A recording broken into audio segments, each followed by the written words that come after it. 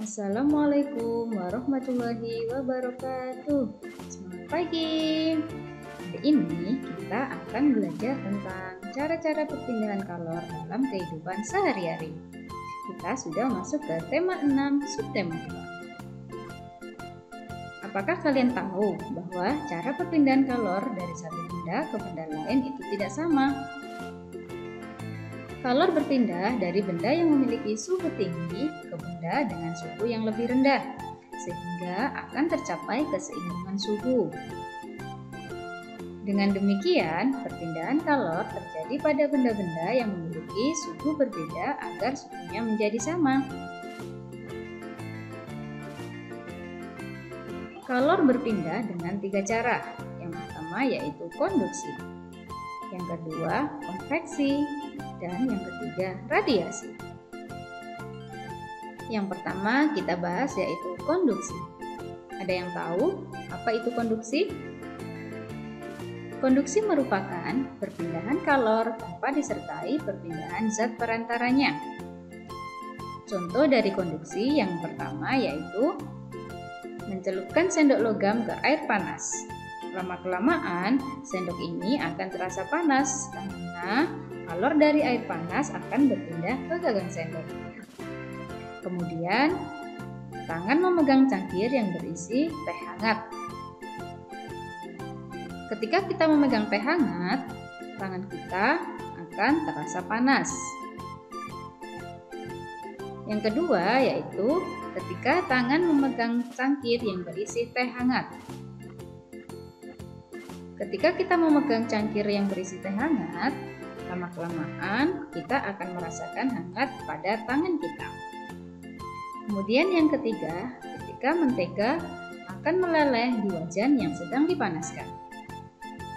Contoh yang keempat yaitu tutup panci akan terasa panas saat panci digunakan untuk memasak. Selanjutnya yaitu konveksi. Konveksi merupakan perpindahan kalor melalui perantara, di mana zat perantaranya ikut berpindah. Contohnya yaitu air yang dipanaskan di dalam panci.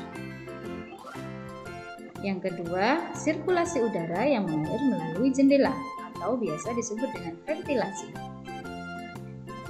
Yang ketiga yaitu peristiwa angin laut dan angin darat. Angin laut adalah angin yang berpindah dari laut ke darat. Angin laut ini terjadi pada siang hari. Saat siang hari, matahari membuat daratan lebih panas, sehingga suhu di darat lebih tinggi dan membuat partikel udara memuai. Partikel udara yang memuai menyebabkan tekanan udara di darat lebih rendah, sehingga angin dari laut yang memiliki tekanan lebih tinggi akan mengalir ke darat. Kemudian, angin darat. Angin darat adalah angin yang berpindah dari darat ke laut dan berpindah pada saat malam hari.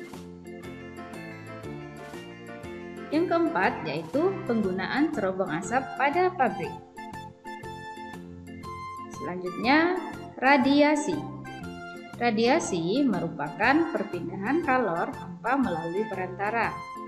Contoh peristiwa radiasi dalam kehidupan sehari-hari diantaranya yaitu tubuh terasa hangat ketika dekat dengan api. Yang kedua, panas matahari yang terasa sampai ke permukaan bumi. Yang ketiga, menghangatkan telur ayam di bawah cahaya lampu. Dan contoh yang keempat yaitu menjemur pakaian saat matahari sedang terik. Kemudian, keuntungan dan kerugian perpindahan kalor dalam kehidupan sehari-hari. Yang pertama yaitu konduksi. Contoh dari konduksi di sini yaitu memasak air menggunakan panci aluminium. Keuntungannya, air lebih cepat mendidih. Kerugiannya, logam aluminium lebih cepat panas sehingga berbahaya jika disentuh langsung. Antisipasinya yaitu memegang gagang yang telah dilapisi oleh bahan isolator. atau menggunakan sarung tangan atau kain untuk memindahkan panci dari kompor. Yang kedua yaitu konveksi. Contoh dari konveksi di sini yaitu adanya aliran air saat air mendidih. Keuntungannya, air lebih cepat panas karena aliran air yang panas berasal dari dasar wadah menyebar ke seluruh bagian wadah. Tapi kerugiannya yaitu letupan uap air ini berbahaya jika terkena tubuh. Antisipasinya, menggunakan tutup panci saat memasak air, atau tubuh tidak terlalu dekat dengan air saat menggunakan panci. Dan yang terakhir yaitu radiasi. Contohnya di sini yaitu pancaran sinar matahari yang mengenai tubuh. Keuntungannya, tubuh terasa hangat saat terkena sinar matahari. Namun kerugiannya, jika kondisi matahari sedang terik, kita akan merasa kepanasan.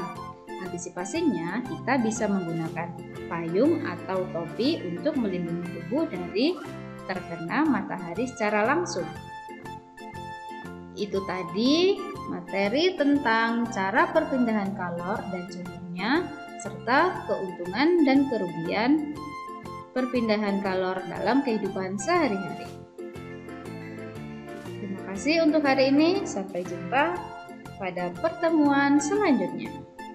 Dan akhiri, wassalamualaikum warahmatullahi wabarakatuh.